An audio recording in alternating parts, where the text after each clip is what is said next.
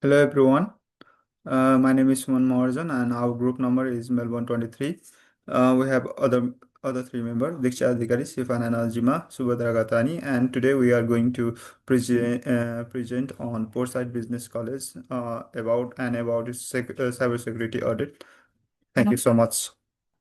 Hi everyone, in this slide we are showing the main cyber threats found in Portside Business College.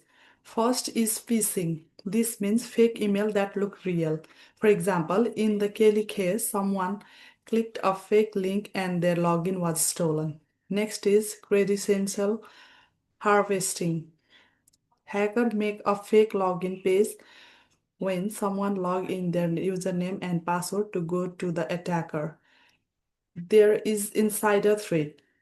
Sometimes staff make mistakes or don't follow rules, which can cause security problems, even if it's not on purpose. Lastly, we notice there is no multi-factor authentication (MFA). This means if a password is stolen, hacker can get in easily. MFA adds extra safety.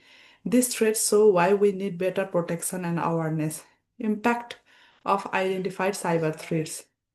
Now let's talk about how this threat can hurt the college. Data can be leaked, like student or staff information. The college may face money loss, for example, through scam or fixing the damage. There could be reputation damage. People might lose trust in the college if they hear about cyber problems. Important service like online classes or admin system may be disrupted. It can cause expensive to fix, including paying expert and improving security. So even small cyber threats can lead to big problem. So security policy refinement process. In this slide, I will be discussing like to handle this threat, we work on improving the college security policy. First, we wrote a draft that focused on phishing and checking with it if an email looking suspicious. We got feedback from our classmates to make the policy clear and more helpful. We then updated the policy, added common sign of phishing like urgent message or unknown email address, including a step-by-step guide for what staff should do if they receive a strange message, add rules for reporting and what happens if someone break the policy. This new version help everyone understand what to do and safe online. Thank you. Now my friend will discuss further presentation slides. Hello everyone, I'm Shifana Nazima. My part in this presentation was risk management and incident response. Risk management is the process of identifying, accessing, and reducing potential threats that could harm an organization's digital system, data, or infrastructure.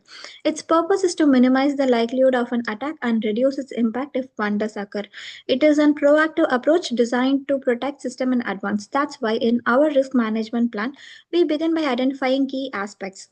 The financial server was marked as critical due to its role in storing payroll and accounting data. The router was marked as high priority as it serves the network main access point.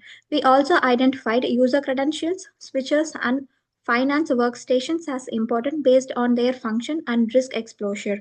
We assigned specific responsibilities to each role. The IT team is responsible for threat resolution, the finance manager is responsible for informing leadership and securing access. The staff must report any suspicious behaviors. For example, if a staff member connects a personal USB drive infected with malware, it could compromise this finance server and spread through the network. To prevent this, we recommend enforcing device usage policy, regular cybersecurity training, and strict access control. As additional strict access control, we also introduce multi factor authentication, quarterly awareness training, and routine system audits. Finally, we schedule our review every 3 months after any incident and during infrastructure or policy changes to ensure the plan remains up to date. Incident response. Incident response is the reactive plan followed when a cybersecurity incident occurs, such as data breaches, unauthorized access. The goal is to respond quickly, limit damages, and restore operation and prevent reoccurrence. To prepare, we developed a checklist to ensure device configuration follows security best practice, such as port security for switches, ACLs for routers, and secured services for servers. We, when an incident occurs, we follow a structured five-step response workflow. Detection, identify abnormal logins and system behavior. Containment, disable affected accounts or ports. Eradication, resets credentials and check logs. Recovery, re-enable access with multi-factor authentication. Lesson learned, review and update policies and training. For example, let's say a router port was left open during maintenance. If an attacker exploited that, they would bypass the firewall.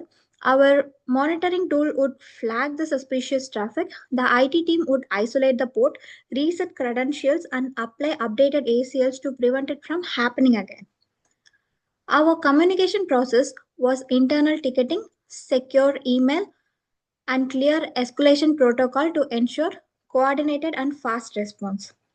The incident response plan is reviewed every 6 months or immediately after any major incident or system changes. Thank you. Hi, this is Subhadra Khatani having a code number BEC3078. I'll be walking you through the network changes we have implemented to improve the security and performance of the finance department infrastructure. Firstly, we applied a port security on all switches to prevent the unauthorized access from connecting to the network. This limits the number of MAC address on each port and allows us to monitor and control device accesses. Secondly, we shut down all the unused ports. The reason behind doing this is to reduce the attack surface and also prevents anyone from plugging into the unused ports to gain the access. Likewise, we used a separate network segment for the finance department's land. Since we know that finance department is a very sensitive department, this segment has helped to isolate the finance department from rest of the networks, and this also improves the security and performance of the finance department.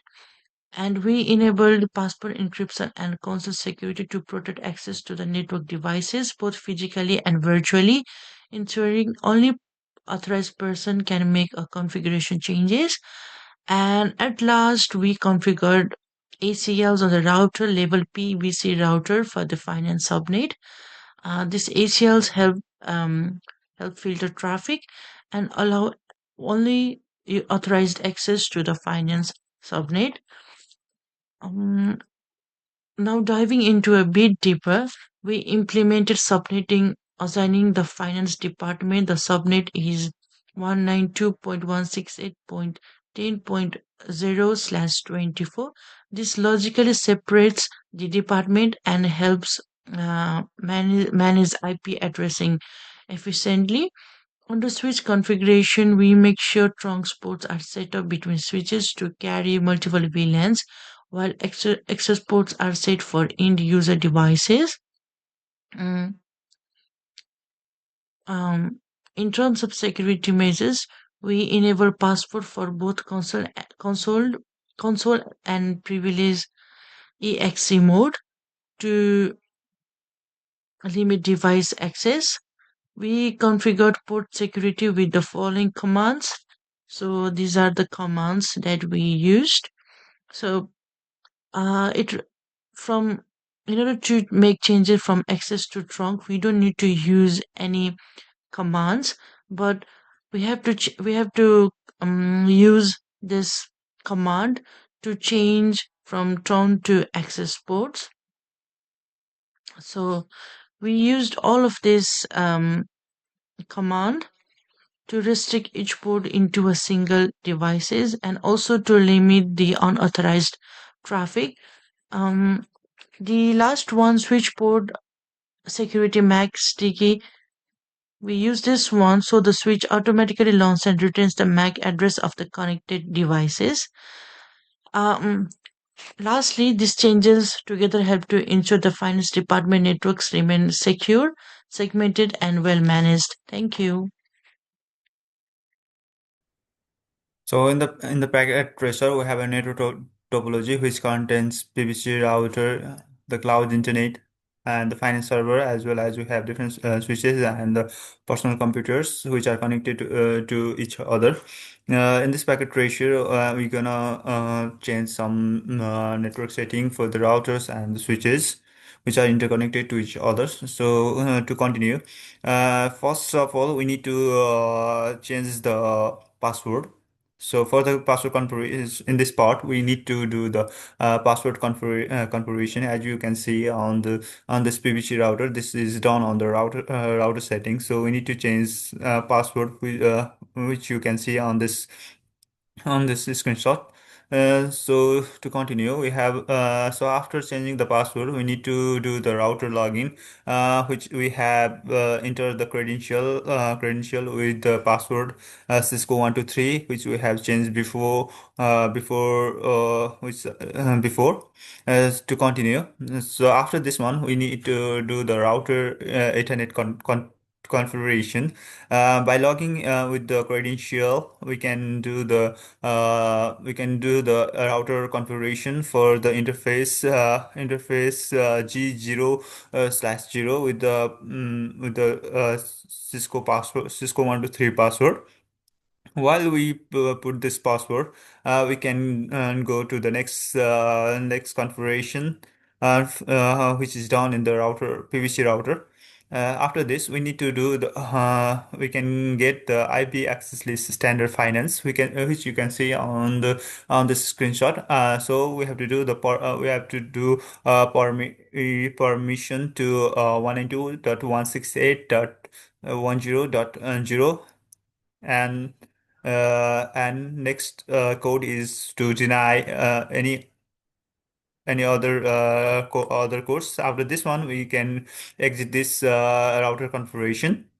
And the next part is for the switch configuration. For this section, we have three switches. So for all the switches, the codes will be same. Uh, for this one, for this is the route. This is the switch 3. For the switch code configuration, first of all, we need to go the interface F0 slash 0. Then we need to give permission to the mode access. Then we need to give port security. By After that one, we will go to the configuration if we shows that we need to change the switch port security, and then we need another code with the maximum one, and we also need to go to the MAC address city and the violation shutdown. Why this code is very important, and we need to do to all the switches as below. Thank you.